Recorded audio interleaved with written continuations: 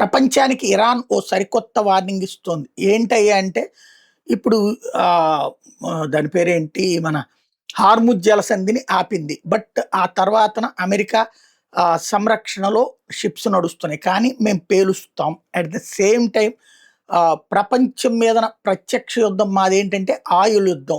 Oil సరఫరాని నిలుపు చేస్తాం. ఆయిల్ సరఫరాలు ఏవైతే మీకందరికీ చేసే గల్ఫ్ దేశాల్లోని ఆయిల్ ఎళ్ళనివ్వకుండా చేస్తాం. దానికి అనుగుణంగా పేల్చేస్తామా, చంపేస్తామా, ఏమైనా చేసి ధ్వంసం చేస్తాం. ఇప్పుడు ప్రస్తుతం మా దెబ్బకి $60-70 ఉండేటటువంటి బ్యారెల్ ధర ఇప్పటికి 120కి చేరింది.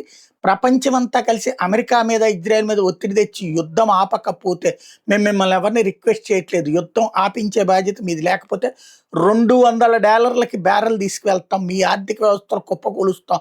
మీ జీవితాలు నాశనం చేస్తామని హెచ్చరిస్తోంది.